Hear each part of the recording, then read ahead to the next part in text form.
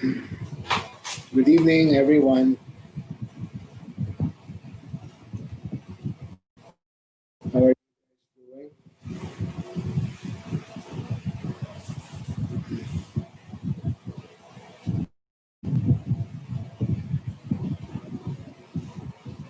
You can hear me, no?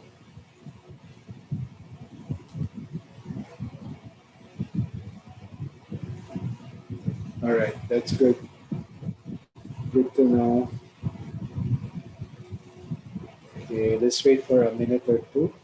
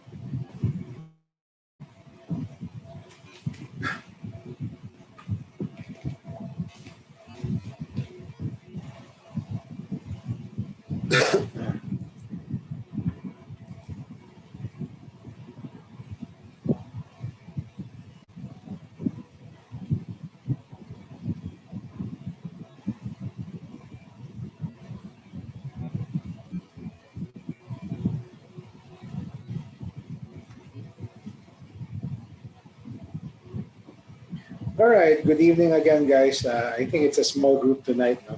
That's okay, or some people might just follow later. I want to start already because tonight might be a bit longer than the previous sessions. But we'll end at 8, no? Whatever happens. No? We'll end. If I can, I'll cover agri and taxation. If I can finish all the contents, no, of my slides. But I wasn't successful last night with my other class. So we'll stop at 8 to give you guys more time to do other things. I have an appointment as well, another meeting at 8.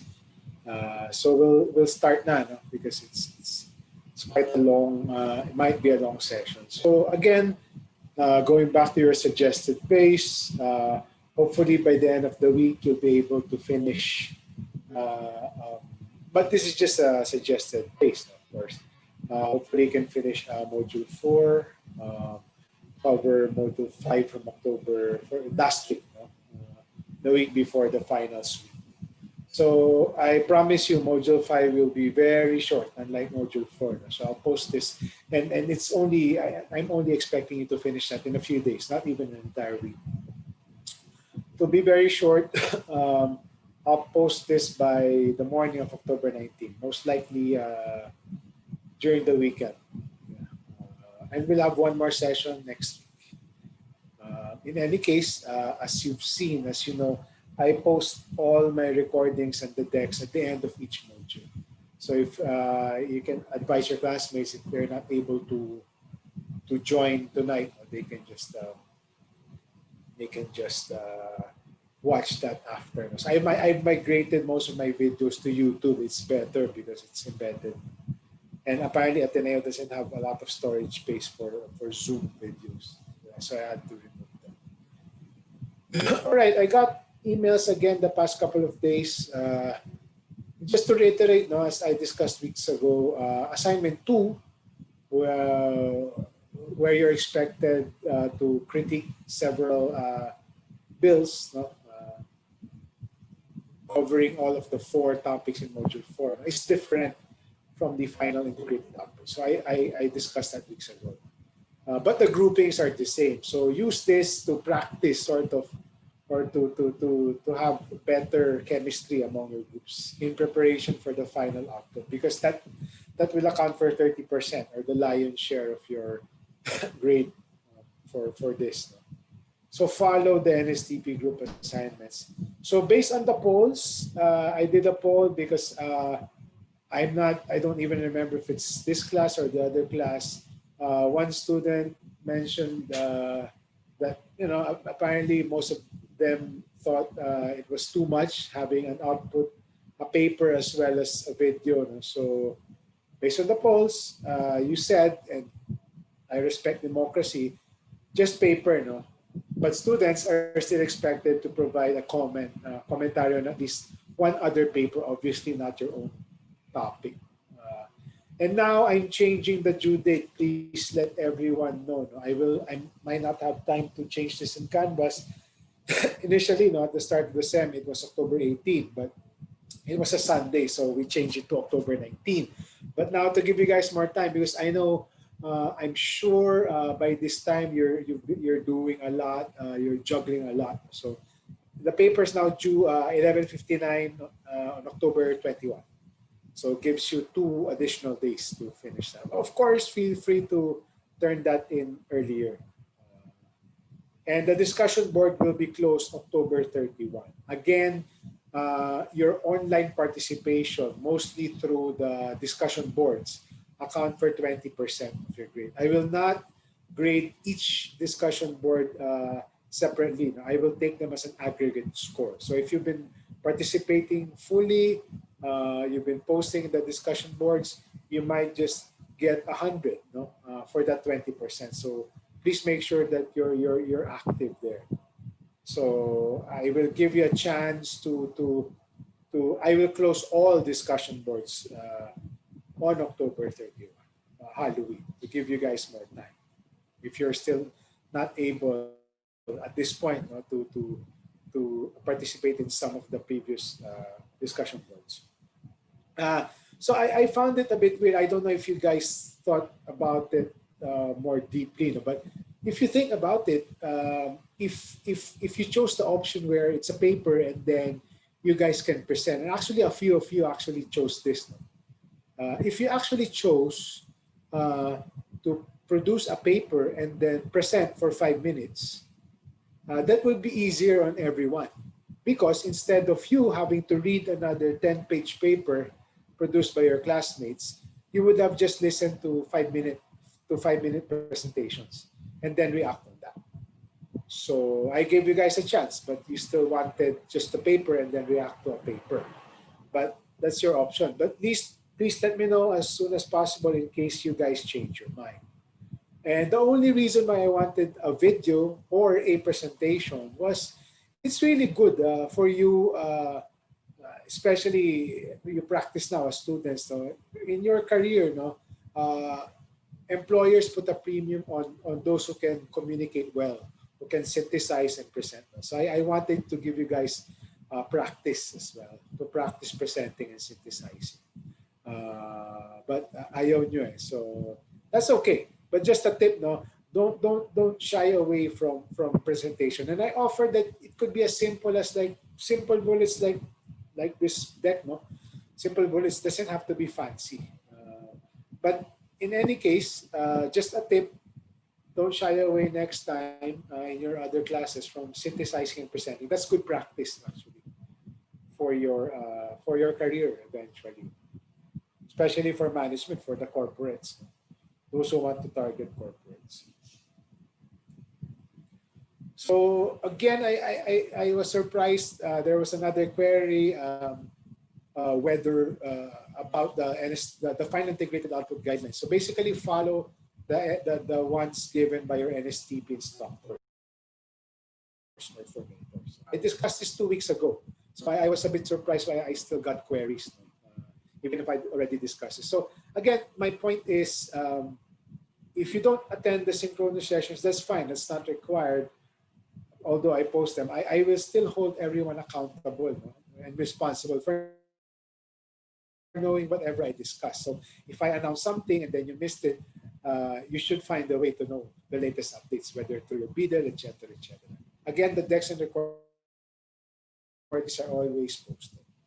So the next time I get a query that I already discussed, then I'll just respond by saying, actually, I discussed this. You can refer to my previous discussion.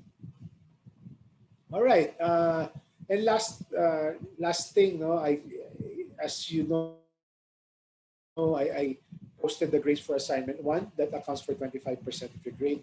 I posted it last Monday. If you still have questions, no, email me. I think some of you emailed me asking for clarifications, points of improvement. I still haven't responded to all. No? So please bear with me again. Yes, you know, I have another full-time job.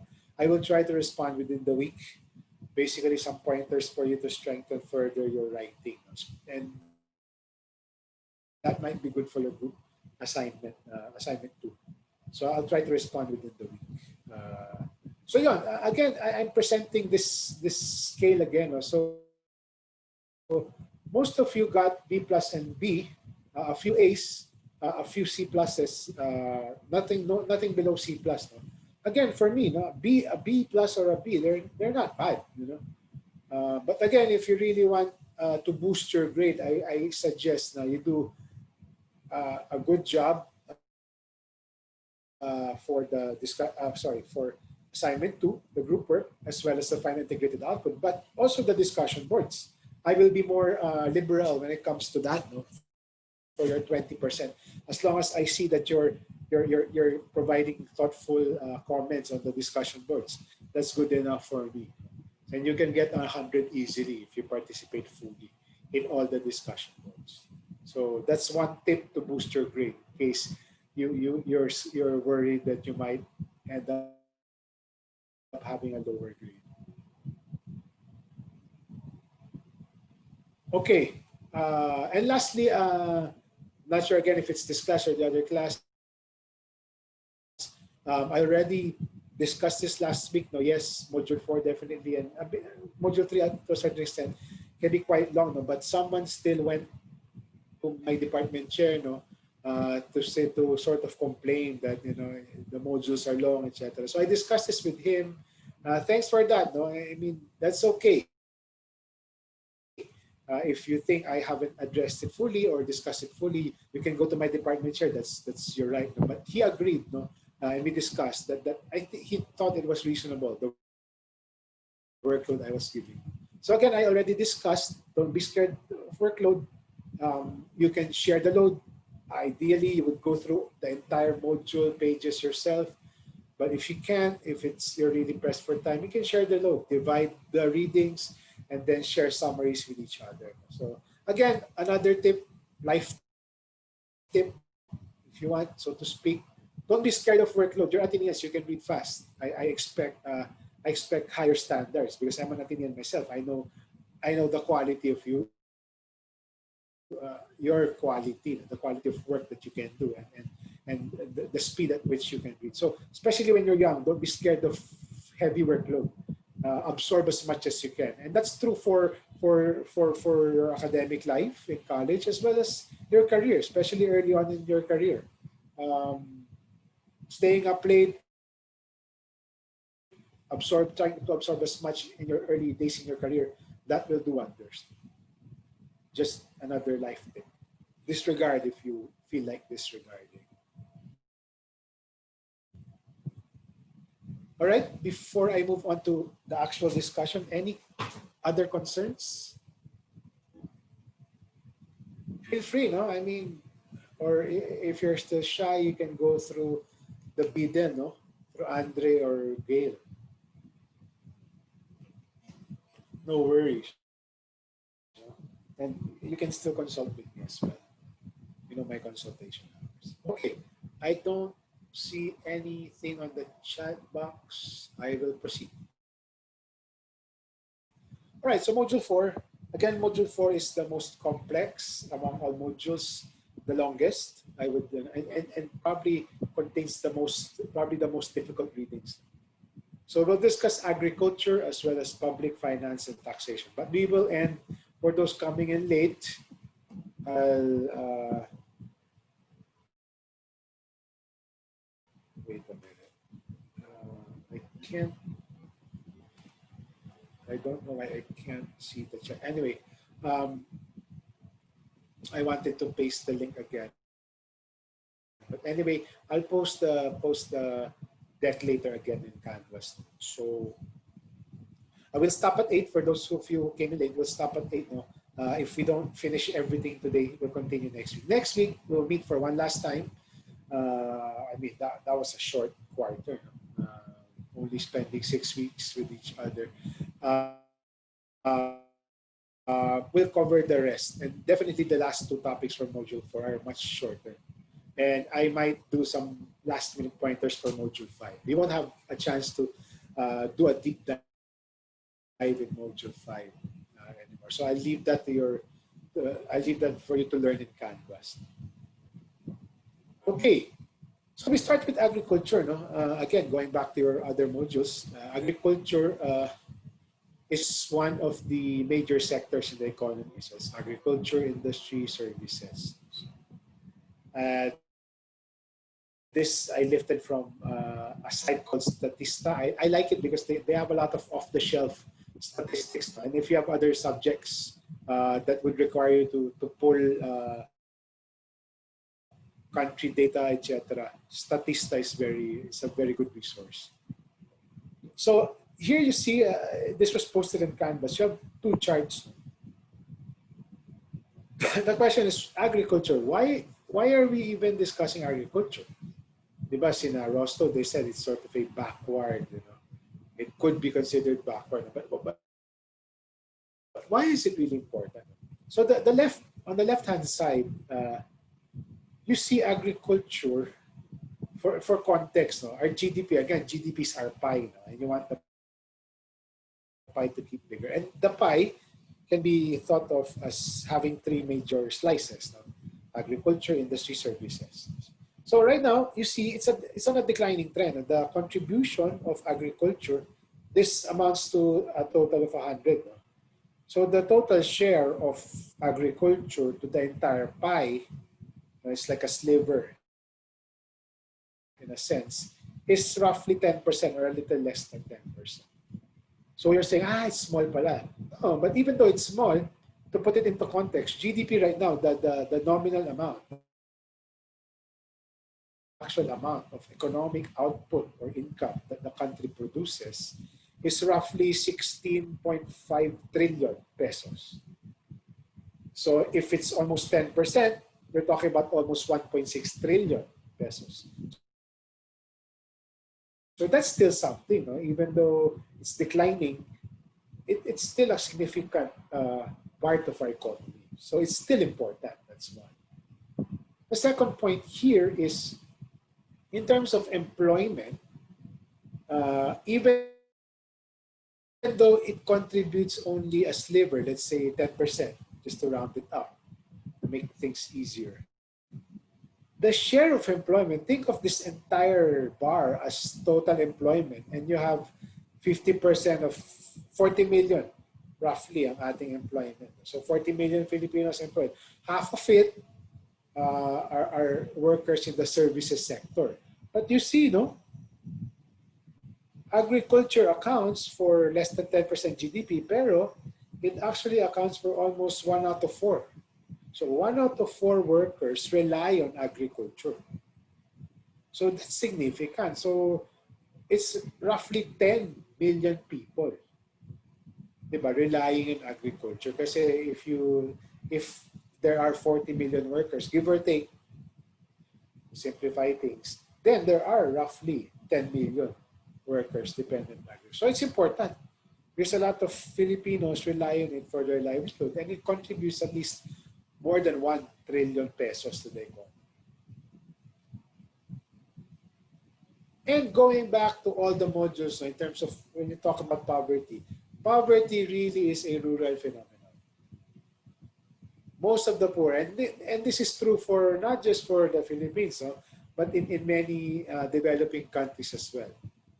Poverty is a rural phenomenon. Most of the poor, these figures, so there are 5 million, poor people let's to simplify things, 5 million poor people in urban areas. But in terms of poor people in the rural areas, it's 12.6 million. So more than double. So 72% versus 28%. So agriculture again is important because the poor, and when you say agriculture, that's synonymous to rural areas. So read the literature from the 90s, from the early 2000s. If you read Balisacan's work as well, poverty is really a rural phenomenon. If I don't see anyone chatting, I'll just continue. But feel free to tell me if I'm going too fast. Yesterday, one of the students said, oh, "Sir, you're going too fast. Please slow down." So just let me know also, because some of these things I deal with these things on a day, almost on a daily basis. So they're really familiar to me. But maybe for some of you, these are really new concepts. So please alert me if it's really too fast for you.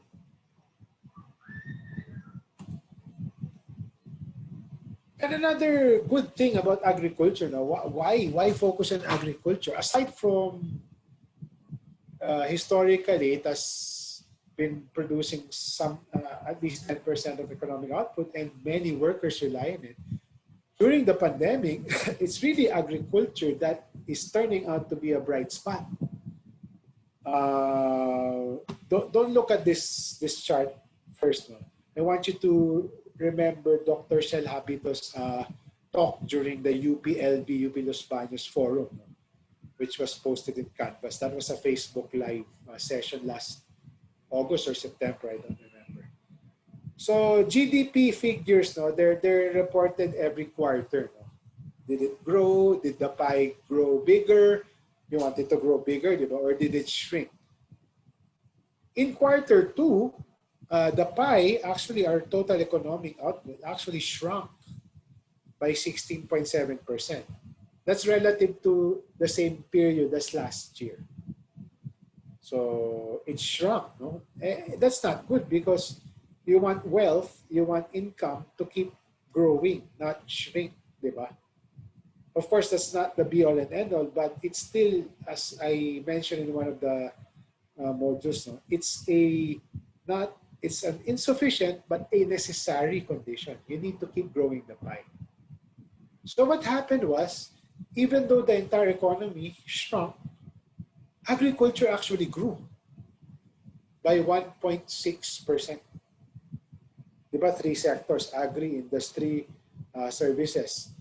Industry and services, they were really down. But agriculture was actually, it gained by only 1.6%. But that's really good compared to the other sectors. And now, going back to this chart, what they're saying is, oh, you know what? Actually, agri is perfect during the pandemic. Why? Because you can practice social distancing. And you have big farms. So, diba, it's kind of obvious. So there was a study in one of our the projects that we fund under USAID. The study was actually done by Dr. Aldaba, the Dean of Social Sciences, if you know, here in Ateneo. So they were trying to figure out, so what sectors can be promising bright spots if, for example, during the pandemic, and if, for example, the pandemic prolongs, the problem with COVID just continues, no, on and on until, let's say, next year or next year. Knock on wood, sana hindi. So basically, they had a criteria, no, for the bright spots during a pandemic will be those that contribute significantly to GDP, the share, no? Think of it as a pie, no? A sliver or a bigger slice. Does that sector provide good enough employment? Forget the multipliers. Don't deal with that. And what about infection risks? Low ba, medium, high? So, and they found out, no, these are the top two that can really be brighter spots, especially during the pandemic. They were bright already, and it might be good to focus further on them. So agri and fishery. Kasi when I say agriculture, that's a broad sector, no, that covers agriculture, land, no, fisheries, seas, and forestry, timber, no, timber trade, and other things that you can do with forestry, with the forest. So they were thinking, it actually contributes almost 8% to GDP. Not bad, not solid, no, not super, not like retail, no, which is 13.5. But again, going back to agriculture, it employs almost 10 million people. And what's good about agriculture? Ah, the infection risks are low. So check, check, check, diba? Again, you can do social distancing. That's by default. There's social distancing in the farms, even if they don't wear masks. And that's what they found out. No? During the pandemic, even in Manila, no, we saw that a lot of shops closed, malls, etc., restaurants. But the farms, they continued to operate because they could. They didn't have to lock down the farms because the risks of infections are low. And then the second one is food manufacturing.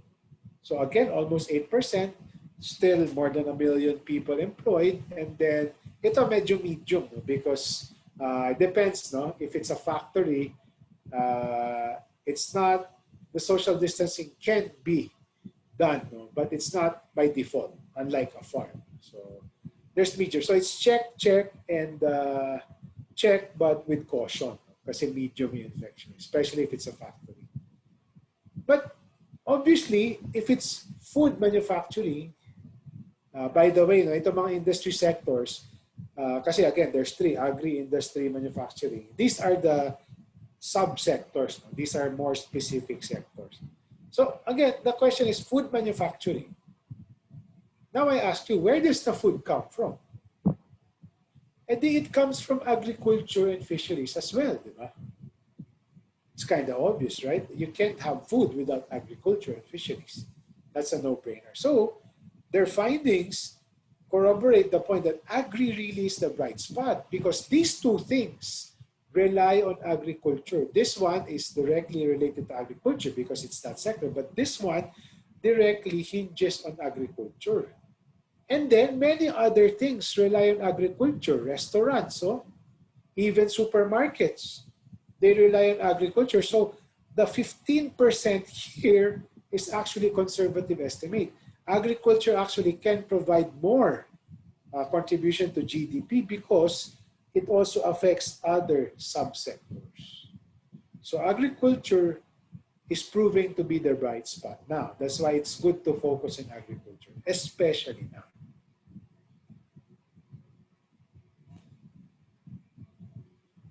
All right.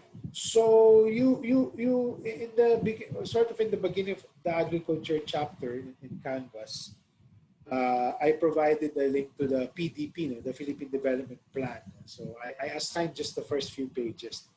For the actual government trusts, I wanted us to focus more on the Department of Agriculture trusts, the 8-point paradigm. So I'll just quickly run through this. You don't really have to memorize, but I wanted to explain so that you know more.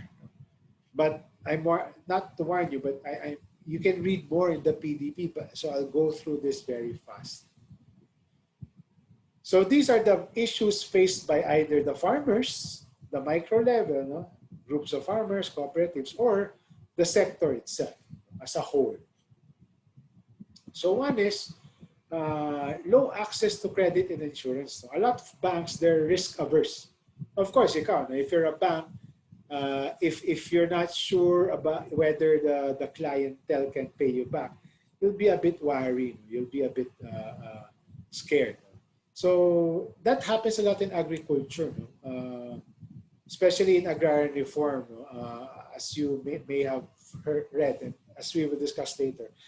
Sometimes you can't use land as collateral. Collateral is simply defined as something that is a guarantee.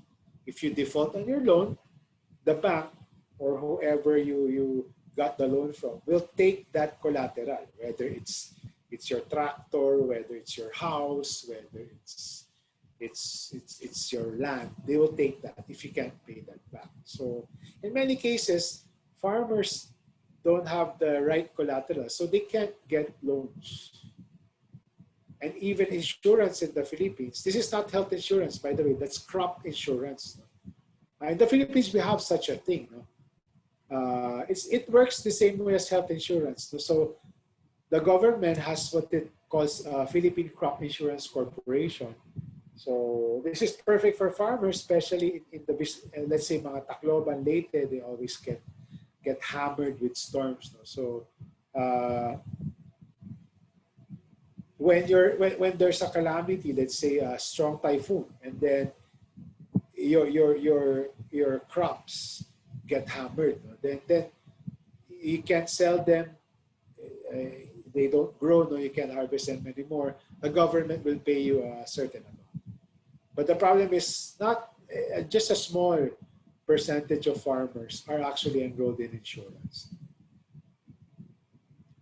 The second issue that the PDP discussed was there's low farm mechanization. So how can you be productive? It's basically mano-mano. There's a lot of manual labor. You see pictures, or when you go to the provinces, you know, they're still using carabaos and yung araro, di ba? Very manual. So how can you be more productive if it's manual labor? Think in terms again of our previous lesson on total factor productivity. If it's manual, then you're not as productive as can be. The next one is inadequate post-harvest facilities. Post-harvest facilities are example. You don't have fisheries. This is perfect for fisheries. No? The fishermen, they get the fish from the sea, and they don't have refrigerated containers. So what ends up happening is if they can't sell right away, the fish gets spoiled and they don't maximize their catch. So that's for fisheries. No? For farmers, it's the same thing. No? Some crops, they spoil easily, so it's better to have refrigerated containers. But in the Philippines, it's limited. Access of farmers to post-harvest facilities, basically storage space so that they can safeguard the harvest, whether it's agri or fisheries, is lacking. Therefore, spoilage is high, they can't maximize income. Because if it's spoiled, how can you convert that crop into money? So that's what that means. Inadequate irrigation.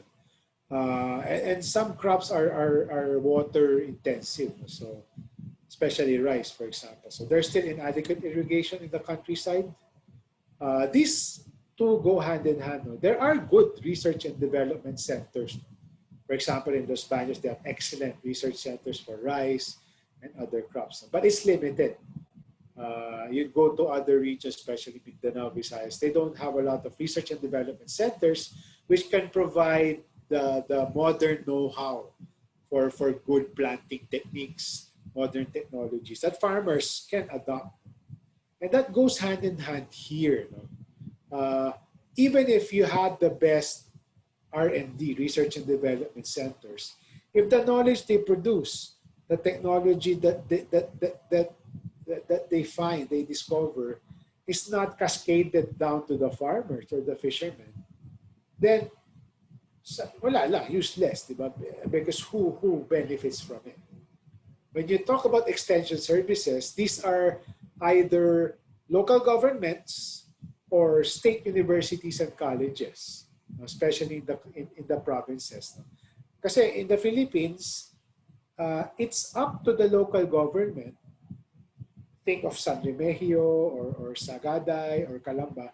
It's the local government's responsibility if they, or discretion, if they want to have solid agriculture officers who can do extension, meaning external training or help reach out. Kaya extension, help reach out to the farmers and teach them proper techniques and introduce technologies.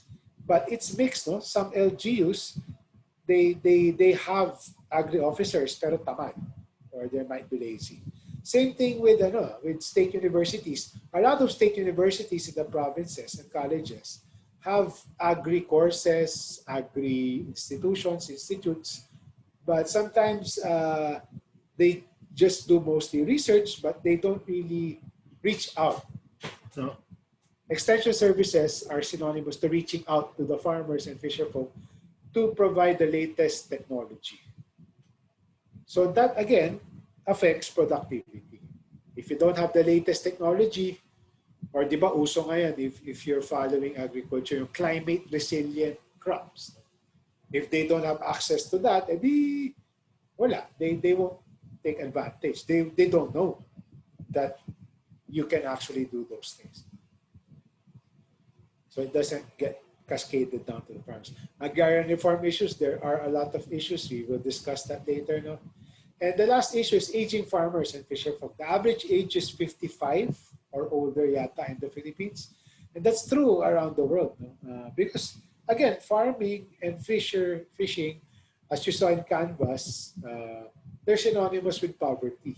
The highest poverty rates are experienced by farmers and fisherfolk. If you saw the chart in Canvas, no, the poverty incidence for the basic sectors. So none of you, I'm guessing, would want to venture into agriculture, or maybe a few of you, less than 5. And even the farmers, no, and fisherfolk, they don't want their kids to follow their livelihood because there's not a lot of income opportunities there, or meager incomes. Okay.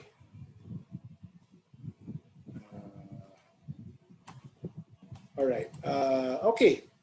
So now we discussed the key issues or the problems.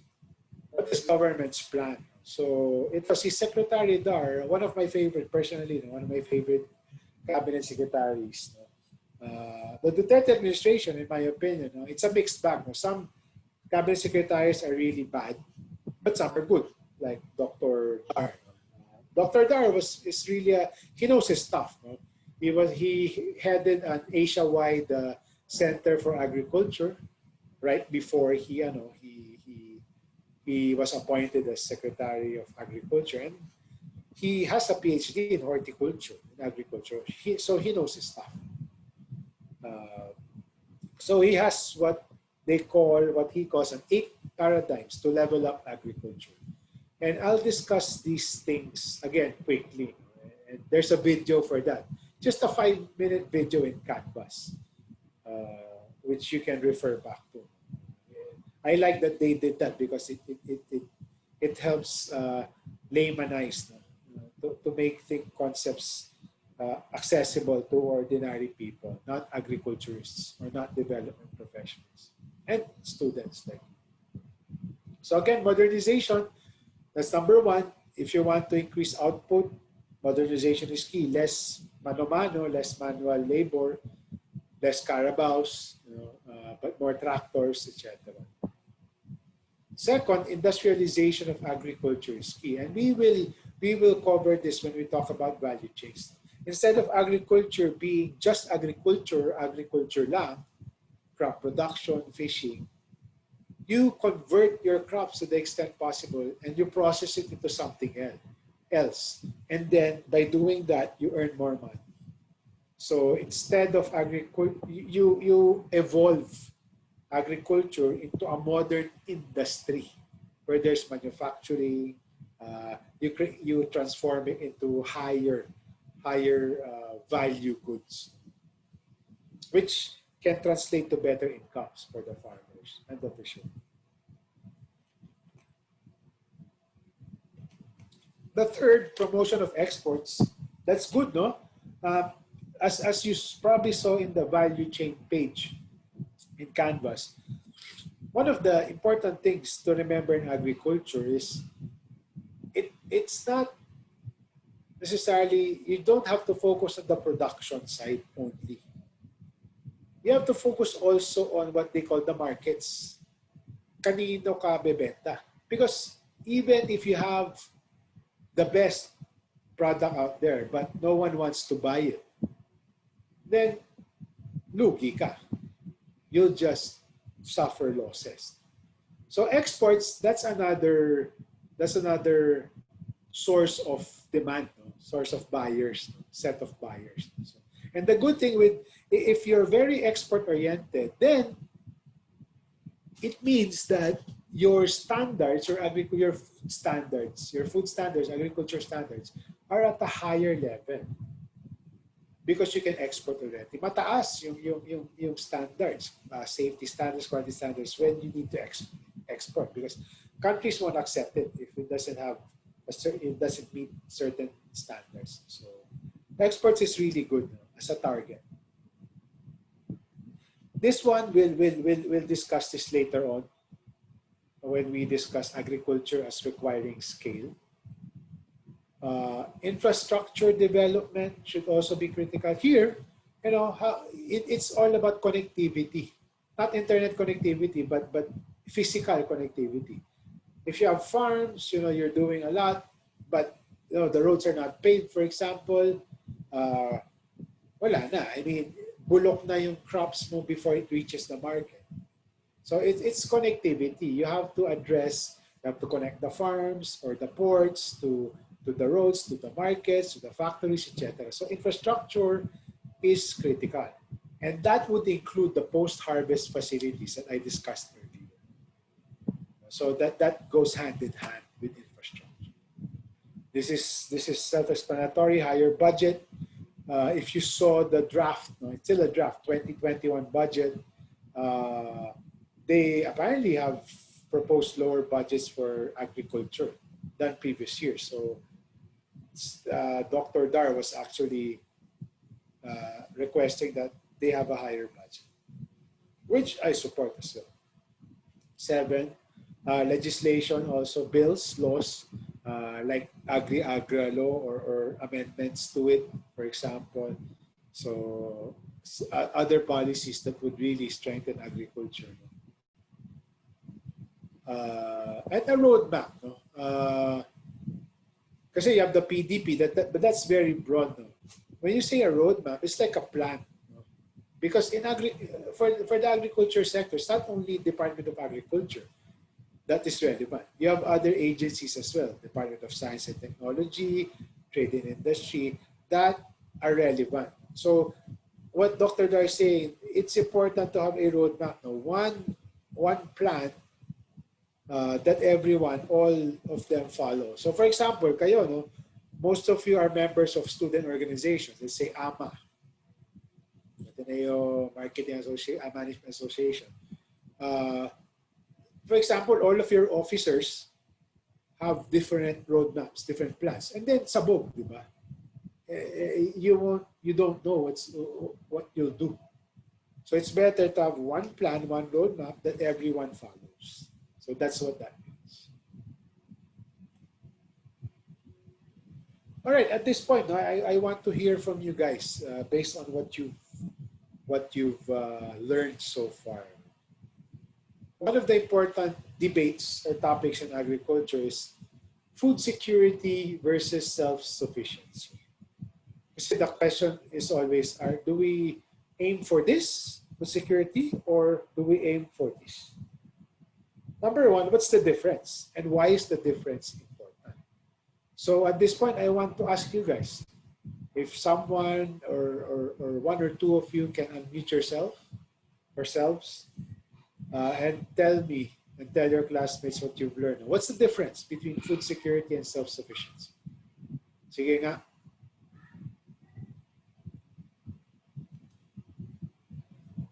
Who wants to take a crack?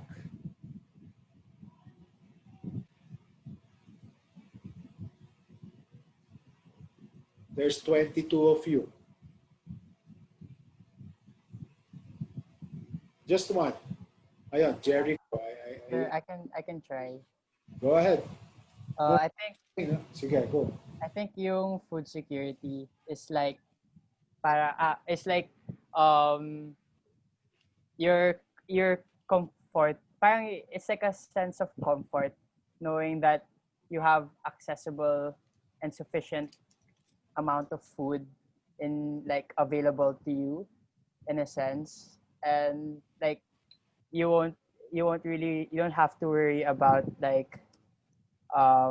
scarcity of food because you have this sense of food security in a sense. And then I think self sufficiency naman is like um for us, I think in our context, if we want to aim for self-sufficiency, it's more of like, since yun nga, agriculture is one of I think also like rice in a sense is one of our like main products.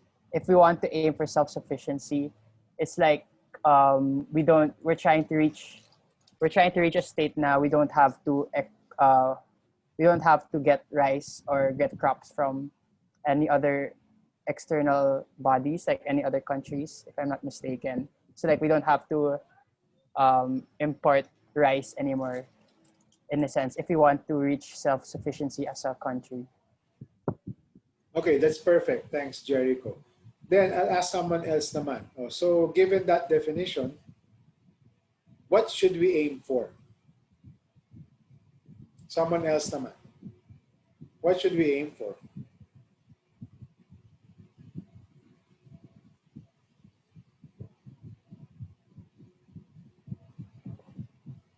Oh, someone else? Shy group ah. Sir, I Si can try. Terrell. Go ahead. So, sir, the way I see it kasi is food security, as Jericho mentioned, was like the access of food, and then food sufficiency is being able to meet the needs of the people for food, like consumption needs. So, in my opinion, we should aim first for sufficiency because we want to make sure that there's food all the time, like people are comfortable. Like we will be able to meet the needs of the people first. Because if we aim for food security, even if people have access to food at all times, if there isn't enough food to feed them in the first place, that's pointless. That's it, sir. Okay. Thanks, Terrell. Okay, I'll discuss it now. No? And thank you to both of you. No? Good points. No? Again, food security, it's there. No? Whether you produce it yourself or you import it, there's food. And it becomes secure when it's available, accessible, and affordable. No? Kasi there's no food security if it's available and accessible, but most of the people can't afford it. Useless. Diba? Kasi you become now what they call food insecure as a country. The perfect example, I think I posted a link in Canvas, is Singapore. But we'll get to that later. Self-sufficiency naman, whatever we need, we produce ourselves. We don't need to import. The classic case of food security is Singapore. They are hardly self-sufficient. They import 90%, I think, of their food requirements. Because it's a small island, they have scarce land, no? Before nga, even water. No? Kaya nga, if you remember yung circular economy, no? Singapore is the best example because they used to, I think, if I remember correctly, they used to import water, drinking water. So, desperation daw is the mother of all invention. So, they're really scarce for resources and land, and even agri-land. So, they import a lot. But, people, ordinary folk, have food available, accessible, and affordable. Self-sufficiency naman, again, we don't need to import. But the point here is, the question is, so what do you aim for? No? Ako, again, and the Rice group might want to listen. This is me. No? And if you read Secretary Dar's column before he became a secretary, the link is posted in Canvas. You can aim for both, no, in parallel. But you have to address this first. Make sure there's food. Kasi mamaya, if you try to be self-sufficient, you try to shun or you're averse to imports, and then what you produce pala is significantly more expensive when it's a basic crop, then it can prevent people from acquiring sufficient food. Kasi expensive eh. The point here is you can aim for this self-sufficiency, pero you can start baby steps. Make sure muna people have food on their tables, they're available, accessible, and affordable. And then you find ways to slowly improve your production to make it more competitive. Kasi let's say, for example, meat.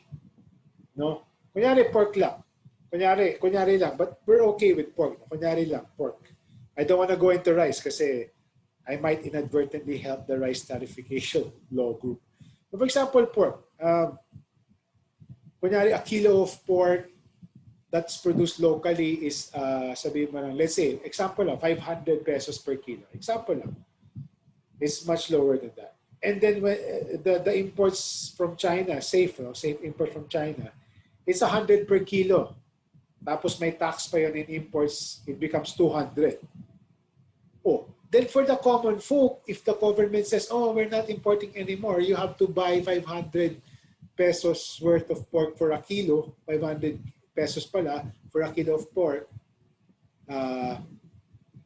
we won't import that na yung 200 pesos per kilo of pork. And that's at the expense of consumers. Kawawa sila. Kawawa tayo in general. So yun nga. So you can do both, no, while you're trying to improve the sector and make it more competitive, especially in terms of output and price, then you can still continue to improve. So aim for food security first while you're doing gradual steps to improve self-sufficiency. Any questions on that? That's a very important topic actually. No? A lot of, kasi it's very romanticized. No, we can produce our own food. At this day and age, di ba, ako, for the consumer, especially the poor people, the cheaper the better in many cases. But of course, as you see the rice tarification law, minsan naman may effect then on the producers naman if the prices naman become too low. So there's that balance as well. So I'll continue lang, no? Unless there are questions. Stop me lang, no? You can unmute yourself kasi sometimes I can't see the chat box properly while I'm presenting. Ito, part number 4 of the 8-point paradigm of Secretary Dar is consolidation of small and medium. One important thing to remember is importance of scale in agriculture. And this is empirically proven in research. Larger land sizes are more productive and more cost efficient. When you say cost efficient, no? Basically lower prices. Kasi for example, no, ano bang maganda sa lower prices? No? If the market price remains the same and the farmer produces something cheaper, then he has higher margins. So that's good. So it has been proven. No? Kasi it follows the principle of economies of scale. You've learned in your accounting. In my time, no, I did MECO, kayo management. We did accounting in the second year. So this relates to your fixed costs. So a simple example. No? If a machine produces 100 let's say, ano ba, what's a good example? Boxes, easy example. If a machine produces, if a factory produces with a machine that's, it produces 100 boxes versus another factory that uses the same machine for the same cost, but they're able to produce it at they're able to produce not just 100 boxes, but 1,000 boxes. So, mas sulit yung fixed cost nila for that, for the factory producing 1,000 boxes. Now, the fixed cost component, the unit cost per box, becomes lower than the unit cost for the 100 boxes. Kasi nga, it's the same fixed cost, the same machine, but it's maximized. It's the same thing with land. No? You buy a tractor, you can maximize the use of your tractor if it's a larger piece of land, let's say 10 hectares versus half a hectare or 1 hectare. Sayang. And that's a major lesson in agriculture. There is scale is important, both in terms of productivity, you can produce more, and you can lower your costs. When it comes to profit and income, lowering your costs is very important. Because if the price at which you're selling remains the same, and then you can find a way to lower the cost, and you get higher returns, you get higher income. And and this is one of the issues with land reform that we'll discuss later on. It led to fragmentation. It led to smaller plots of land. So nawala yung scale. And now, Secretary Dar is incentivizing land consolidation. So they have programs, no, where you can get higher loans, less interest or no interest loans. If your group, let's say a cooperative, can band together and present a proposal, oh, we plan to use, we want to develop a 200-hectare land to plant so and so. You can get a better deal, better loans and so on. So that's what you call consolidation. You try to, consolidation means piecing together. Merger. You want to simplify. This is another, I tried in Canvas, no? And in this session, I tried to highlight the important concepts in agriculture. We don't have to discuss all, but I just chose. So agribusiness and value chains. Again, the second thrust of Secretary Dar's industrialized agriculture. Wag lang agriculture lang. So there are three things that you can do. I'll explain value chains later. But in a nutshell, there are three things that you can do, farmers can do, cooperatives can do, or companies or groups that are helping farmers.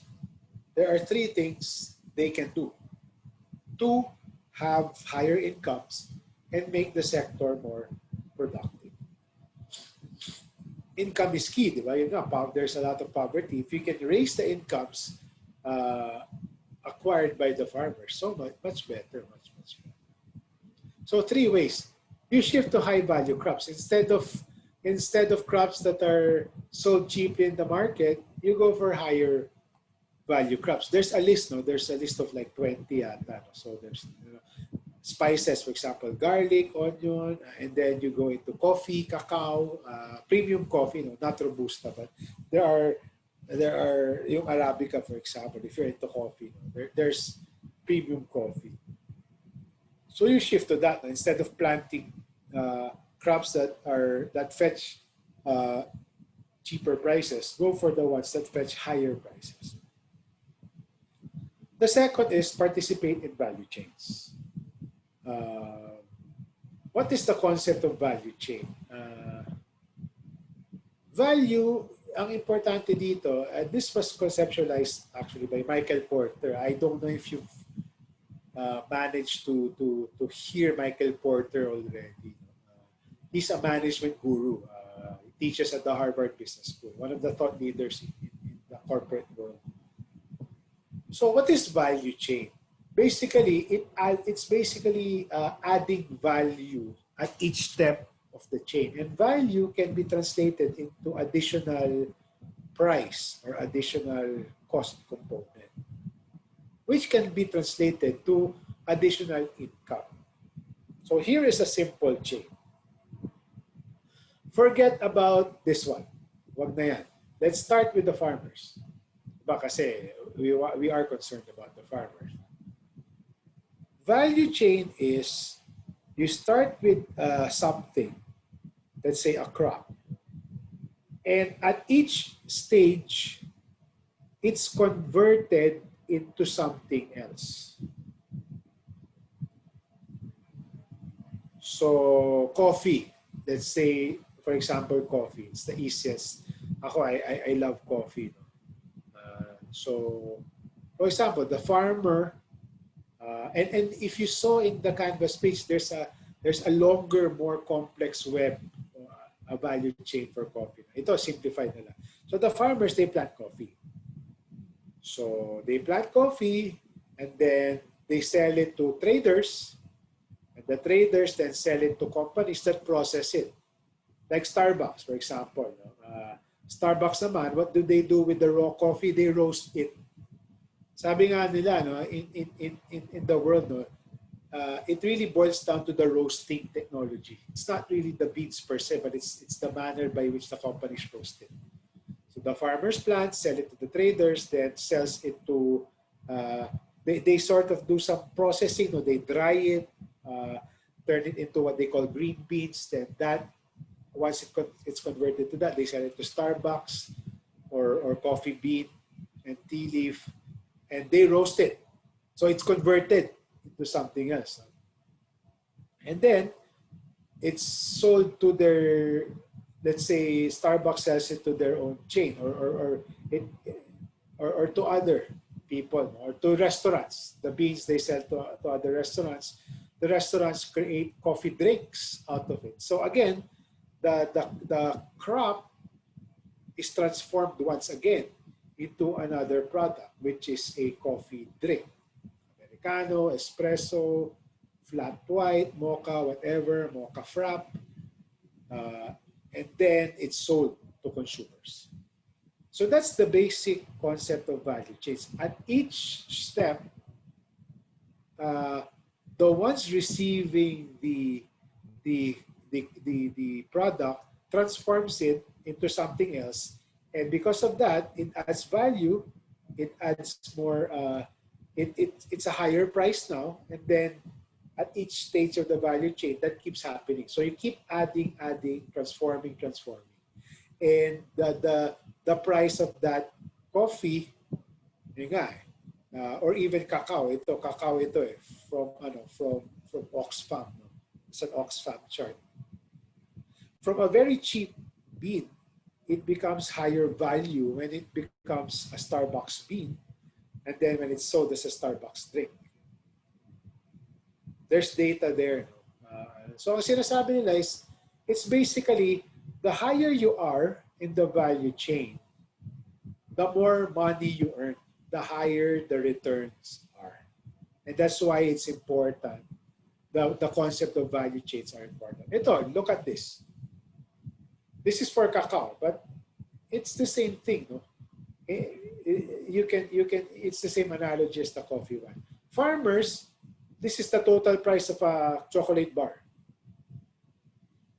From that chocolate bar, the farmers only get 3% of the worth of the chocolate bar. Why? Because they only produce the basic crop. But the ones who really earn more are the ones who convert it into something else, and then they manufacture it, and then eventually sell it. So at each stage, the farmers earn income, the traders earn more, the processing companies earn more, the food companies earn more, the retailers, and so on and so forth. So at each stage, it's converted, there's value added, and there are higher returns. So ang sinasabi nga, kaya nauso yung fair trade in the development. You've probably heard this before. And even the social enterprises that you've been mentioning in some of the discussion boards. It's because they realize, no, for example, coffee and cacao, two best examples in the world, the farmers earn pennies, earn centavos. The ones making the big bucks really are the roasters, the coffee shops, not the farmers. So what I'm trying to say here is there are two ways to participate in the value chain. The ideal way is you aim to be at the higher stage of the value chain, not at the basic. Kasi mas malaki kita the higher you are in the value chain. If you can process, if you can do value addition, that's what they call it. If you can process your crop into something else, you might get, as long as there's a market for it, and I'll discuss that later, you will probably have higher incomes. The other way is, of course, you can still be part of the value chain, pero you're at the lowest spectrum. Pero what we're saying, back to number one, if you shift to a high value crop, it's okay relatively to where you were before. It's still okay if you're at the bottom and you're just producing the crop and no value adding. It's okay because you're still getting higher incomes. Not as much as the big guys, but still better than the old cheaper crops. So you try to aim for this, but it's still okay if you're at the lowest end as long as you get higher in. And to be honest, going back to coffee, there are constraints. Not everyone can do value addition, especially in coffee. Sabi nga nila, there's a really sophisticated science behind optimal roasting. So not everyone can do it.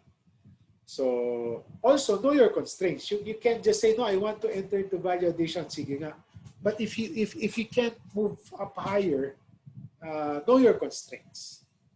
Speaking of coffee, there are actually some local governments that provide roasting machines, for example, so farmers can go into processing, have higher incomes, yung cooperatives nila.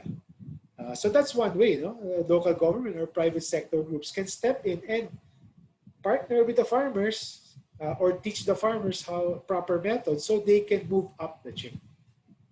But as you saw in the Kennimer video, they're largely providing basic crop. They're still part of the chain, but at the lower spectrum. But because they shifted or they just shifted to cacao versus what they were planting before, they still earn higher incomes. And that's the third thing. Sige, it's not a matter of planting, moving up the value chain. Make sure there's a market. And that's been the problem with government programs even before. The typical sa probinsya, or even NCR, let's teach longganisa making. Then the whole barangay is doing longganisa. There's no market na pala for it.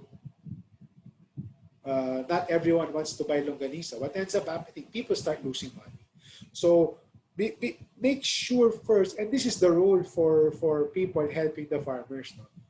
One way to help them really is to analyze, are there buyers?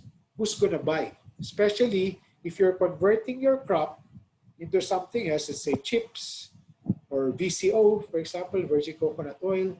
Make sure someone's going to buy it. And the good thing is there are companies right now that try to do that, help the farmers like Kennimer. They provide technology to the farmers, pero there's a promise, there's a commitment. They will buy what they produce. Win-win yun because they shift to a high-value crop and they're assured that whatever they produce, di na sila mahirapan, there's a buyer for it. Because you learn this in business during your fourth year. In my fourth year, the entire year, we created a business. A JG Song, yes, that's still a requirement, I know, for your management classes in the fourth year. So even if you come up with the best product, if you have no buyers beyond your family and your friends, your business will likely fall. So value chain, yes, but make sure there's a market. So this is especially for you guys who will be working in the corporate world, hopefully agribusiness world, that this is a very important thing. And make sure that the farmers are not don't get unfair prices for their crops as well. All right, let's go to the most probably difficult topic in Module 4, Agrarian Reform. And I want to hear from you guys. I'll exit, I'll exit this now. Let's do this together. I'll share this screen. I want, you know, again, apologies if you found this topic to be too complex. I hope the opinion piece has helped.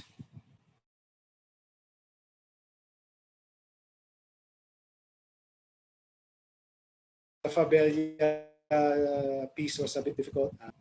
And this is required, by the way. And it's one of the most important debates or topics in agriculture, agrarian reform. The government has been implementing this for the past 30 years. So tell me, what have you learned? No? I want us now to, there's two columns. What are the positives with agrarian reform, with CARP, as government has implemented? And what naman are the negatives? What are the issues around CARP? Oh, anyone naman? You can see naman the table, no? And I did the summary myself, but I want you guys now to see. What do you think based on what you read? What are the positives and negatives? You can start with either side. Who wants to I can take try. first? Hello, Go sir. ahead, Jericho. Um, Go ahead. I think one lang is, well, this is, I'm not sure if this is part of the module or like the readings in the module, but this is more of like coming from, because our family is in the rice business. I think one problem is that parang if you're an owner, if your business is rice, parang you're competing with the government in a way, since kasi yun nga parang given the market laging they basically they're gonna keep lowering the prices, like everyone's gonna keep lowering the prices until the players in the market can't compete anymore. So they, well, this is speaking from our experience, na parang Okay. us, we can't compete anymore with the prices that they're giving, because anything less is going to be like unethical in a sense, because we have to pay our farmers a right amount, a right price. And for example, I think one thing that was evident, especially in COVID, was that for a sack of rice, different LGUs were given a budget of around 2,500 pesos for a 50 kilos of rice. Around that price, around 2,500 to 3,000. And then they're asking us for rice, for kilos of rice worth 1,600. And because just to give context, um, rice has different qualities in a sense. It depends on how whole the grains are. It depends on how long it has been milled. It depends on different factors. And 1.6 was a very low price that nobody could compete with, because the range is around a minimum of 1,800 to 2,100. And given parang when you see these people, parang it's like you also it also you can really see that there's also a part of like corruption part of that, because they're given such a big budget and they're asking for such a low price. So yeah. Thanks, Jericho. No? But I think you're referring to the rice importation, the rice tariffication. Yes. And that's relevant, no, for there's a group. I don't know if you're in that group. No? There's a group tackling that law. No? And thank you for those inputs. But I wanted to discuss the agrarian reform, which is not related to the rice importation. So yung CARP, no, the Comprehensive Agrarian Reform. So for those of you who have not gone through yet the module, no, on the agrarian reform, it talks about this program of government where they limited land sizes. For example, if I'm a landowner before, I had 20 hectares of land. They said, no, no, no, you can only keep five. And the rest will distribute it to farmers so they can have their own piece of land. So that's the program, no, that we're discussing. But thank you for your inputs. No, that's useful for the group that's tackling the rice tarification law. But other folks, if you've managed to cover this in module 4, the CARP and the CARPER law, any positives or negatives? Sir. Yes, Calvin, go ahead. Sir, for the negative, sir, I think it would be, yun nga po, the cap that they put on how much hectares of land, a farmer could own, because, sir, that hinders farmers from, yun nga, industrializing agriculture and keeps them, poor nga po. Okay, thank you. Thanks a lot, Cal. Small land sizes hinder productivity. Okay. Anyone else? Positives, negatives?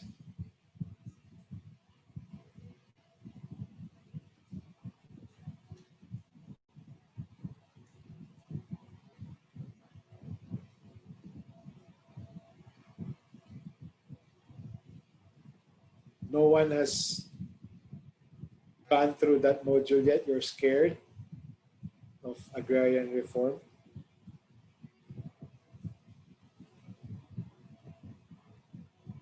Sir, I think a positive would be, Okay. yeah, since there's a restriction, we're they're trying to like uh avoid like certain players dominating, like having all of the land, I guess. I'm not sure. Parang, yun nga, since the other land is distributed to the farmers, parang, yeah, it's not like all privately owned.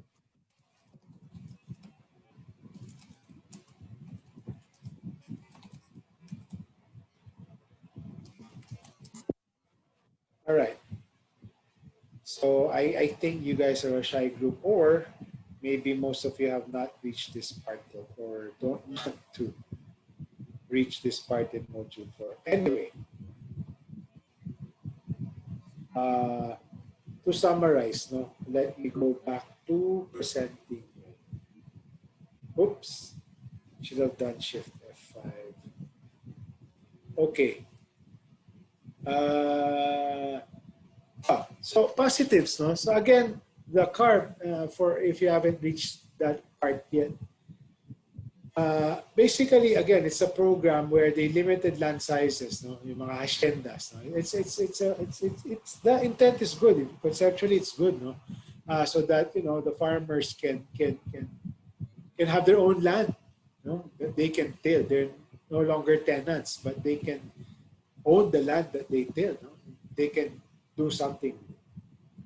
So on the positive side, no, they did some studies, no. So PIDS has some policy notes on this. Dr. Habito as well, Edilion, who you saw in Module 1 in the SDGs interview. Before she joined NEDA, no, she was doing research for the UP. They found out that agrarian reform beneficiaries had let me get my laser pointers. They found that agrarian reform beneficiaries had lower poverty incidences than those who were not agrarian reform beneficiaries. And sabi nga nila, as Jericho mentioned, the farmers before who did not have any land that they owned now had land. So great, I now own an asset which I can use. And to be fair to government, government was not too great. I mean, even in the past, there were some inefficiencies, bureaucratic systems, etc. But still, a lot of the farmers were still provided with support services like what you call farm implements, tools, equipment, sometimes irrigation as well, seeds, etc. So those are the positives. if you had time to read the Fabella article, no, he was saying, no, actually it might, the lower poverty rates might not be necessarily true because maybe there were methodological issues when you did your research. And there were some research papers showing also that there might have been poverty reducing effects, but very, very small. And they were saying yung counterfactual might not be presented. When you say counterfactual, how do you simplify counterfactual? It's the alternative. So kulang down. So you should be comparing, let's say, on the one hand, you have a farmer who got a piece of land. You should compare the same kind of farmer, same characteristics, same location, etc., but did not. Right? That's what you call a counterfactual, yung inverse. But all other things constant or the same. So they were questioning that, or at best, now, are modest. The poverty reduction have been modest. And the problem is, you have an asset. The farmer, for example, got a piece of land. Yeah, I have 3 hectares. But there were a lot of constraints. For example, you own a piece of land. And this point is actually connected to the next one. You can't, the program, the law itself says, you can't lease it for 10 years. And until the entire loan has been paid. By the way, they give the land to the farmers, but it's not for free. It's a loan. They have like, I think 20 or 30 years to pay. So what happens is, you have the piece of land and you can make the most out of it. You want sana to lease it or to rent it out, but you can't under the law. And if you want to go to a bank, we talked about collateral earlier, and you want to say, I'll use my land as collateral, that was not allowed under CARP. So a lot of restrictions. No? Parang if, let's say, your parents gave you a car, but they say, you can only use this car after 1 year. Or you can use it, but you can only go out of the subdivision after 60 days.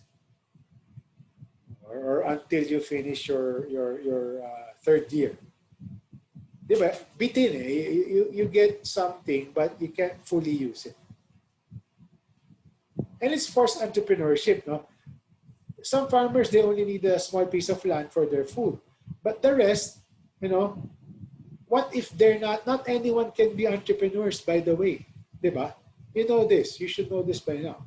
So it forces them to become commercial farmers. I'll give you 3 hectares, you make the most out of it. But sometimes the farmers can't really get engaged. They're not entrepreneurs. They're happy with very small plots of land for my, I would have wanted to lease it nga and earn income, but I can't because there are constraints. So a lot of farmers, they ended up they own an asset, but they're still poor. They could not monetize or convert their land or maximize their land and get money out of it. Kasi nga, they could not maximize the land. They're not entrepreneurial. They can't rent it out. So what income streams do they have?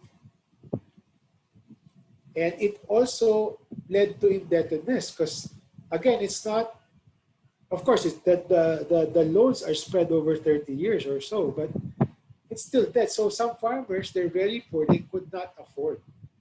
And then they could not really convert it into money, into income-generating activities. Then it led to indebtedness. And this was mentioned earlier by Calvin. And fragmentation also, which you deliberately fragmented or split land sizes. And it leads to agriculture productivity loss. Because again, agriculture needs scale. And if the local government wants to attract agribusiness companies, those who know how to build enterprises from plots of land, they won't touch your land. They won't go to that area because number one, they can't lease it na. But for example, tapos na, no, after 10 years na and the loan has been paid off, they still don't want that piece of land because it's small. They can't reach economies of scale when they invest. Hindi sulit. So if you read some of the opinion pieces, they've estimated some productivity losses of agriculture to be around almost 20% because of land reform. It was an unintended consequence. But the fragmentation, because agribusiness, especially agribusiness companies, are looking for large plots of land. That's why DAR kept now, DAR's one of DAR's major thrusts is consolidating land because that's what companies want, and that boosts productivity in agriculture. And capital flight, that it led to capital flight. No one was investing in agriculture, and the banks don't want to lend. Capital flight lang naman is lumipad yung pera. No, the money actually did not flow in. The expectation of CARP was, they're entrepreneurial, they have land, they will now attract money. They can borrow loans, they will attract investors, but the opposite happened. It disincentivized investment, and disincentivized money flowing in, investments going in. And the quality of land was also an issue. No? They were saying, government, they were all about the numbers. No? Kahit pangit yung quality of land, they could not, the land, the soil was not too good, was not fertile, it only could produce a few crops, not flexible enough. That was also an issue. No? A lot in the implementation, they were saying the lands that were distributed weren't really that great. So hindi na nga entrepreneurial, pangit pa yung land. You're forcing them, you're putting constraints, and then you give them something that's not really going to produce good crops. And the last thing is, in some cases, ownership was transferred to communities, not individual families. So it's like, let's say you have 20 families owning a larger, not just 3 hectares, but owning, let's say, 20 hectares of land jointly. Kasi, di ba, if you own the house and the land here, you get a title. But in this case, no. The 20 families own it. So for example, you want to do something for that land and then the others don't agree with you, you won't get your way. So sometimes there was infighting because they could not agree what to do. So it's ideal to think, they can talk among themselves, they can agree, but the reality is sometimes they don't agree and they end up fighting. Again, that's another constraint. If I want to do something else, the rest don't agree, I can't do what I want with that land. So yun, a lot of issues, some positives, but a lot of negatives. So what are we saying now? We can't, I ended the agrarian reform discussion with a potential way forward. The problem is you can no longer repeal or turn your back. It's been implemented for the past 30 years. You can't go back 30 years. So what do we do now? So what they're saying is, just finish CARP, finish the law. Kasi CARP was extended, no? And I think it's 2014 or 2016. It became CARPer. What a bad title. Kasi CARP with enhanced reforms yata. So CARP became CARPer. They basically, it's an extension of CARP because they could not finish CARP in 20 plus years. So they extended it, they said, with some reforms.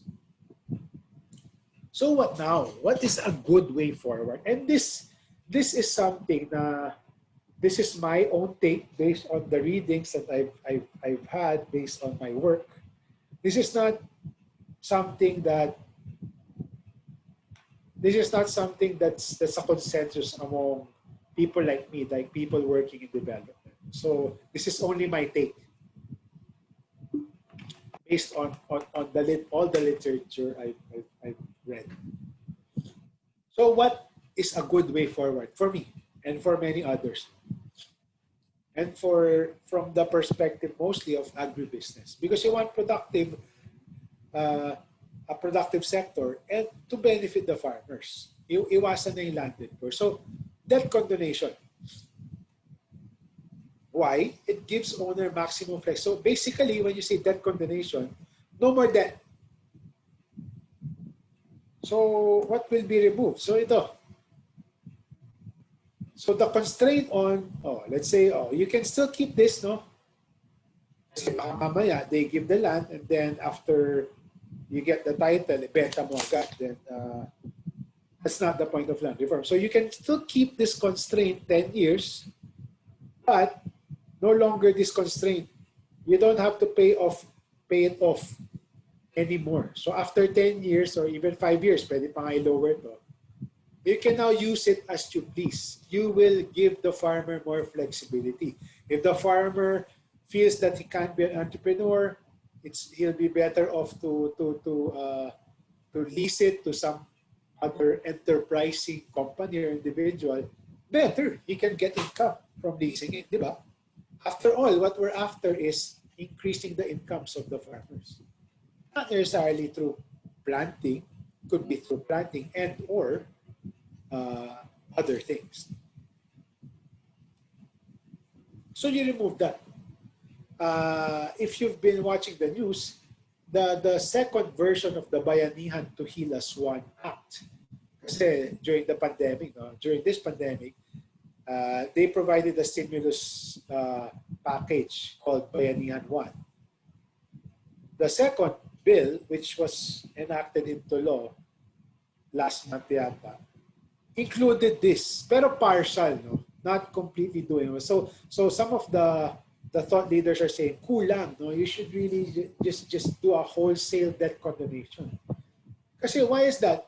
At the end of the day, it's what government gets out of it. It's chunk change. It's very small compared to the total revenue. So you can just do away with it, counting revenues, and you actually spend money with systems to collect it.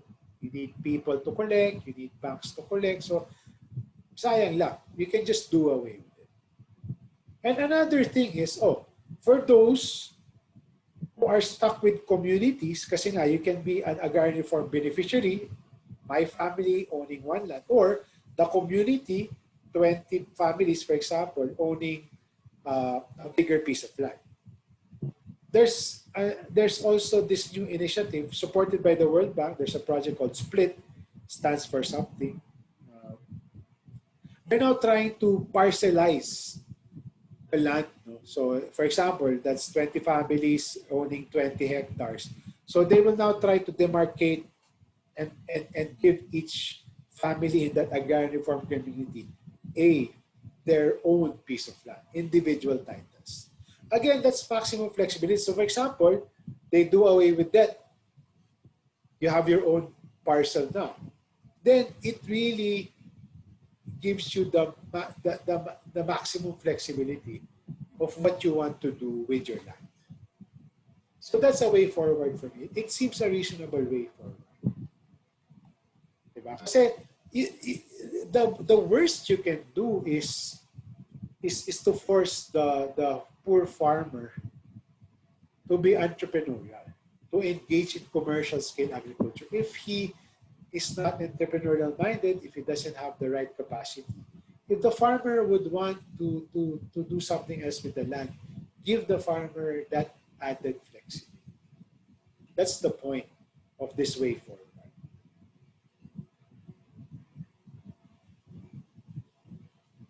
Any questions? And that's how we ended the agriculture piece. No? And I hope some of you can still manage to go through the readings. If you find the Fabella paper too complex, just focus on the opinion pieces, the op-eds. that I provided in that section.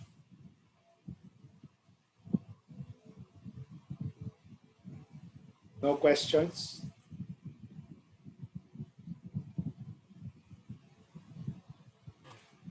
All right. So now we move to the second topic in Module 4. We have, for the latecomers, as I promised everyone, we'll end at 8. No? This is a much longer session compared to previous sessions, but we'll end at 8.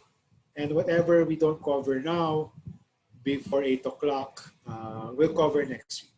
Anyway, the demography and the SME pieces are much, much shorter than these two initial topics. All right, so public finance and taxation. I think I deleted the slide, but that's okay. So again, government, of course, government has a lot of expenses, no? Salaries of government workers, yung 4Ps that to support the communities, even local government units get a share from the national government, your free education for DepEd schools, free medical care. That entails resources, money. So the question is, the first part of our public finance sub-module is, so where does government get money? What are the revenue sources? Revenue lang naman means the money I earn or get. And you know that from your accounting, yung sales revenue. That's for companies. So the primary way by which government gets revenues is through taxes. And taxes can have two broad classifications. So you have direct taxes or indirect taxes. So the best example of direct taxes is income tax. So bakit siya direct? So it's direct because I compute to give an example, when I pay income tax, I do have to pay income tax every year. I compute for it, the income tax I owe government, then I surrender it to government, usually through tax. So it's me paying that tax that I owe government directly to BIR, usually through a bank, but it's still direct. To distinguish it, I'll give now the example of an indirect tax. Value-added tax. You know this, VAT, di ba? Whenever you buy something in the restaurant or even groceries, no? Not all goods, but let's say you buy a burger from McDo. You see the receipt. There's a component there, value-added tax. That's actually tax that you pay to the government whenever you buy that burger. The reason why it's indirect, it's because you're paying taxes not directly to government, but you're paying taxes when you buy, no? With the simple act of buying that burger in McDonald's, you're already paying the tax you owe government. You don't have to compute for VAT and then surrender that computation, that computed money to government. You don't have to do that. Indirectly siya, kasi by virtue of paying for something, you've already paid the tax component. So you know that, nakikita nyo VAT, that's now 12% of your total bill.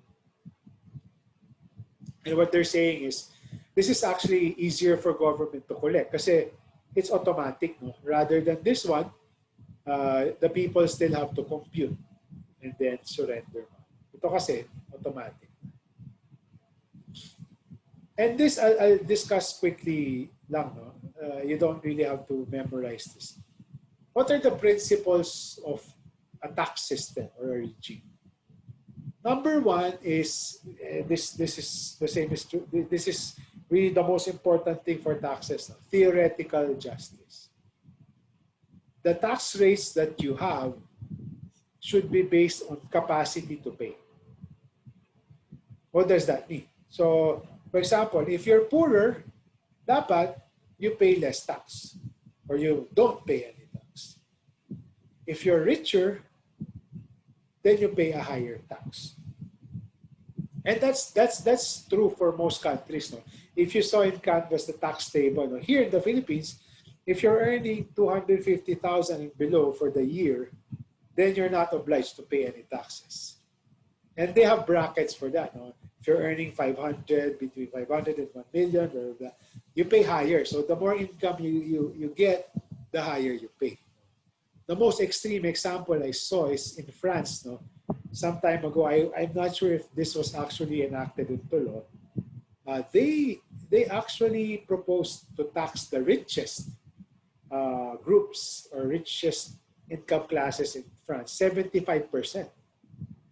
So imagine if you're earning 100,000 euros, you only get to keep 25,000.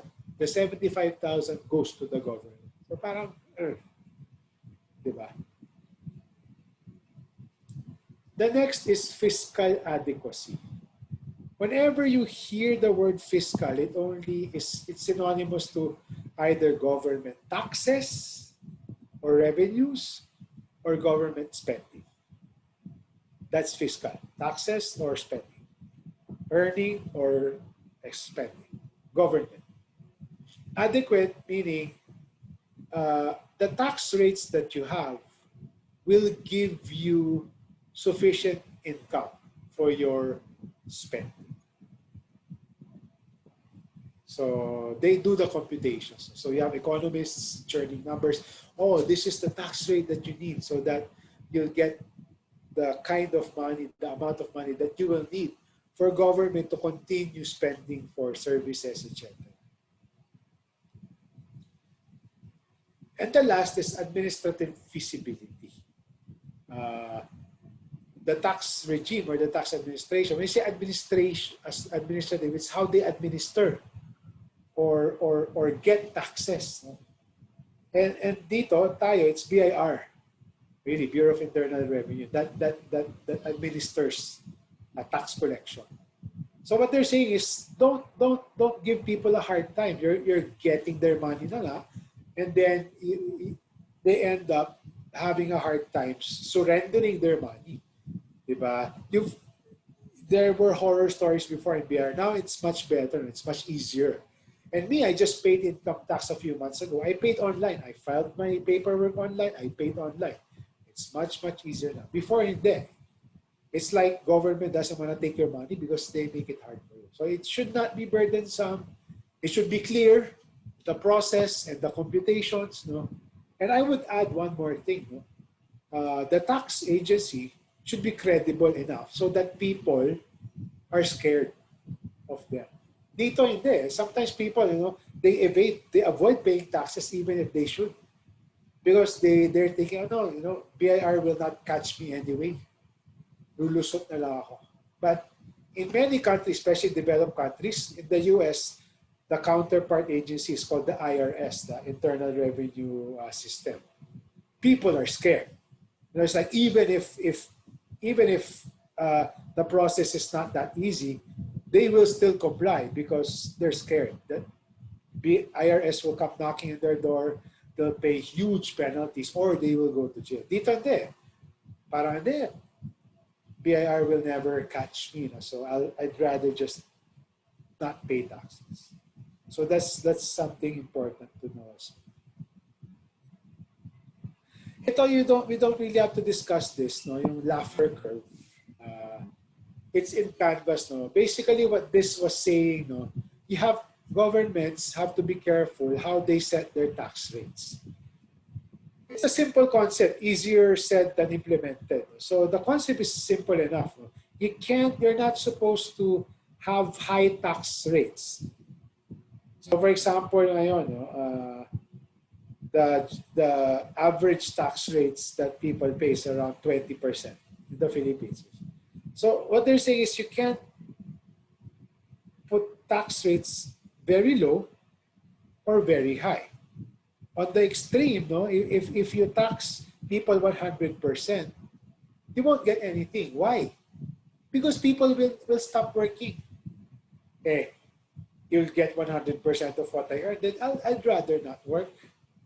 So you end up with 100% tax rates, pero you won't collect anything because people won't work. No income tax, no income, no income tax. That's an extreme impossible example. On the flip side, if there's 0% tax, there's an opportunity cost, as they say in economics. Then the government also won't get anything. So the optimal rate is somewhere in between. If you put it too low, then government will get less revenues.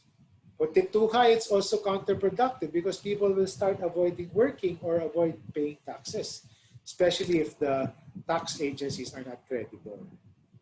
So simple concept lang naman, be careful when you're setting tax rates. You might not be earning enough revenue, and or you might be disincentivizing people to pay taxes, which would again affect the amount of taxes you get if you're government.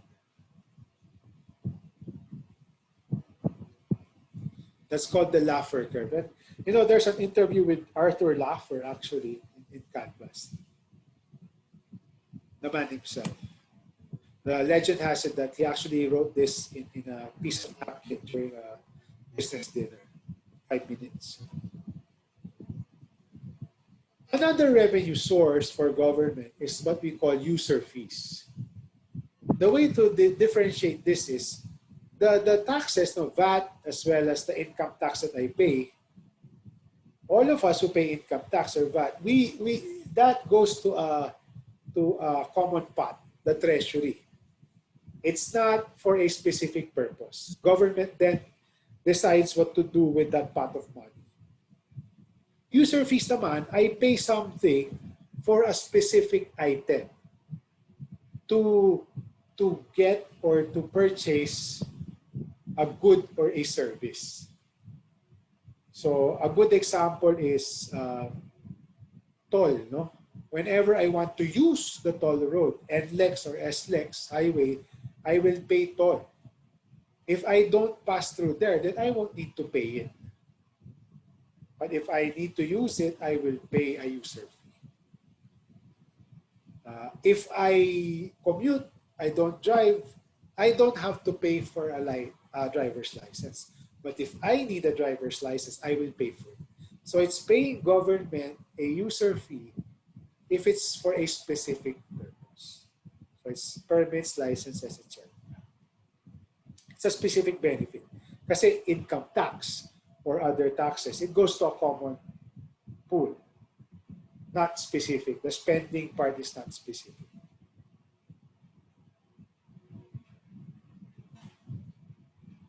Other sources of government revenues are tariffs.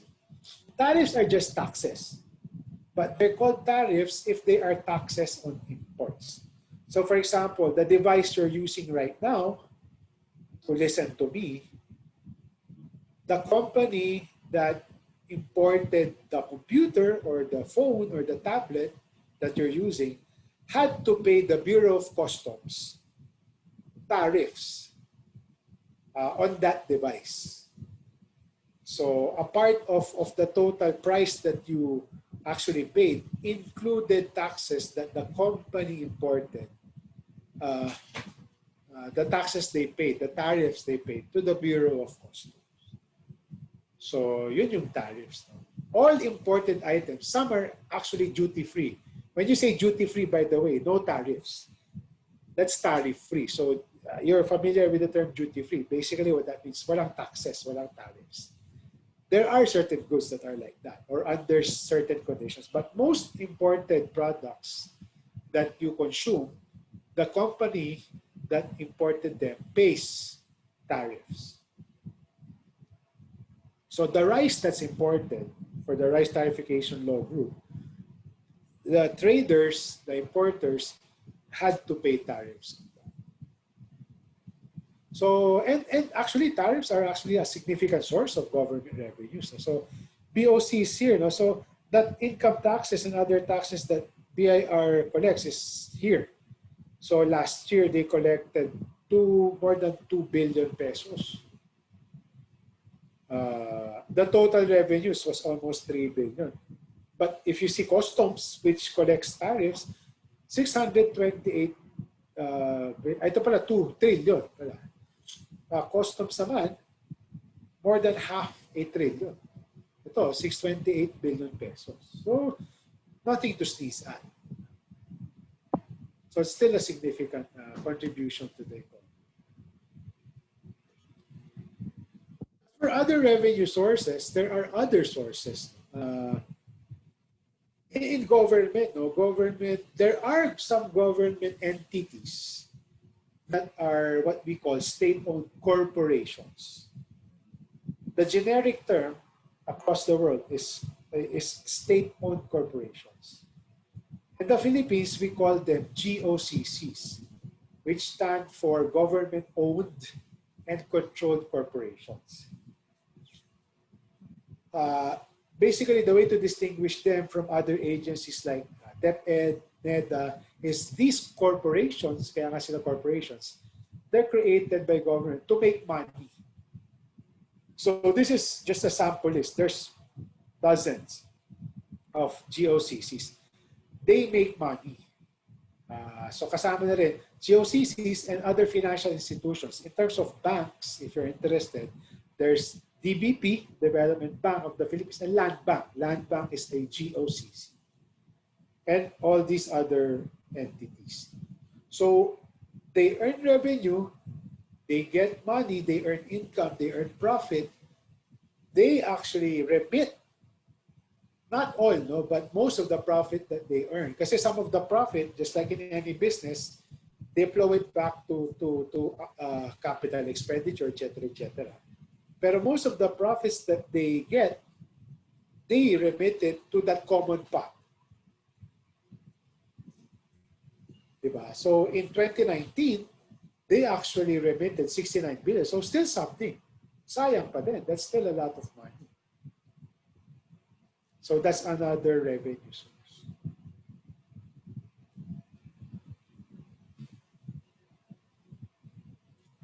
All right. So now we move to, kasi kanina, it's the earning side, no? How government earns money. Now, government earns and then government has to spend for social services, for infrastructure, etc. I want to review now the way we compute for GDP. Kasi two ways, di ba? The other way kanina is by sector. No? Agri, you combine pa output of agri plus industry plus services. The other way, the first thing that we discussed before was the four components, no? By expenditure type. So I borrowed another slide from Dr. Aldaban as presented by one of our projects. So it's C plus I plus G plus NX. You may have, I hope you remember that in module 2 or 3, I don't remember. So C is for us, no? Consumers, private consumers, and corporations. I is the investment piece. Government is the G part, and NX is imports, exports. Exports minus imports. That's why it's net. If you see this, no, if government, if GDP is the pie, it has four components, no, C, I, N, X, G. Here, kasi this is for quarter 2, no, if three components are shrinking, as a whole, maybe the pie won't shrink that much if one of the components is actually growing. So what they noticed was during this pandemic, government spending was positive. It actually grew. So what I'm trying to say here is government spending is also important because they can help boost the economy. Even during the pandemic, no, instead of the whole economy just collapsing further down, government can increase spending, yung mga ayuda, SAP, etc. So to keep the economy somehow still afloat. So here, no, all the other sectors went down negative growth. So that's contraction, except government. So imagine if government spending also went down. Government decided, pandemic, I will spend less. O, di all the more bagsak yung economy. So government spending has a role and contributes significantly to GDP or to total economic output. That's an introduction for government spending. So here, this was in one of our slides. No? Government spending is supposed to reflect the country's priorities. And you may have seen that education takes the lion's share. This is the previous year's budget. 2021 budget is still being deliberated. So as you see, education takes the lion's share. It has the highest share. But, and this is not like that's in the Constitution. Education should have the largest share every year. But what's interesting is you see that public works and highways as well as transportation, if you combine them, they're actually larger than education. And that reflects government's priority for infrastructure. Transportation is part of infrastructure. These two agencies are the lead agencies in terms of infrastructure. And that's a major priority right now of government. Infrastructure build-up, which is not the same for previous administrations. So you probably heard the mantra, build, build, build. Government, build more railways, mass transit, more bridges, roads, so that you can have better cities. Connectivity. I won't ask you this because we only have 5 minutes. So why is infrastructure build-up good? It's good because if you saw the NEDA 2 or 3 pager, it can boost the economy as well, directly and indirectly. Why directly? So directly means, it will benefit all the companies that sell or that deal with construction. So construction companies, cement companies, welding companies, steel companies, they will benefit kasi they will have more markets. They will be able to sell more. So increase in economic activity for selected companies. Indirect kasi because once, parang yung kanina, infra build-up in agriculture, if you're able to build more roads, bridges, etc., that facilitates trade. The factories can better trade to the markets, to the shops.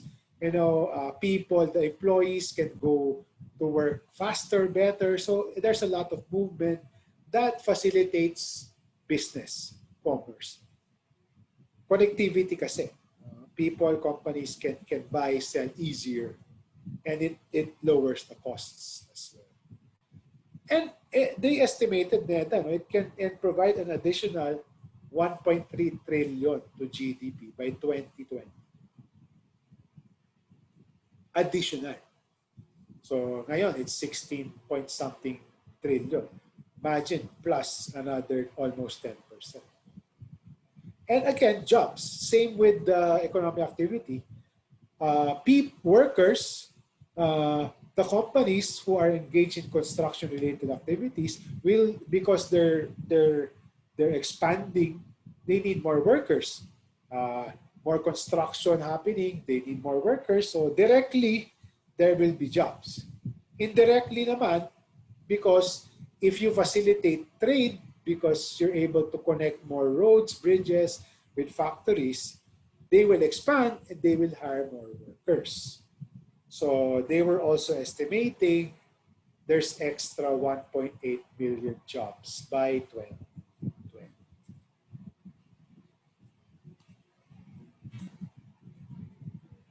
I'll discuss this next week. It's almost 8 o'clock. I also ended here last night with my other class. So tama lang. You might have other things to do. I have another appointment at 8 o'clock. I'll discuss this together with debt. Debt is a short It might seem daunting at first, but I'll discuss that, then move on to our other topics next week. It's our last week, our last session. That went by so fast. No? I hope you guys are learning and benefiting from this review. No? So I try to simplify things as much as I can, even if you're not able to digest fully the modules in Canvas. Next week, we'll probably have a 2 hour or 2.5 hour session because I might just have final tips for your for other than wrapping up module or finishing module 4. And you might want to do some consultations with me. Feel free again to ask me questions during our synchronous sessions and by email as well.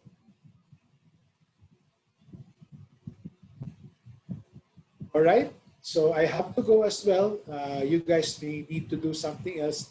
Again, I'll see you next week. Thanks for the patience. It was probably the most content heavy and most complex topics maybe so far. So just continue trying your best in Canvas. Don't forget to be involved in the class discussions, online discussions.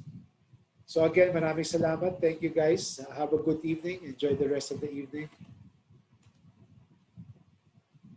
I see chat. Let me. I'll stop sharing my screen so I can see the chat. All right, thank you. Yeah, I thought there were questions. Thank you very much, guys. Class dismissed. Thank you, sir. Again, I'll post this later.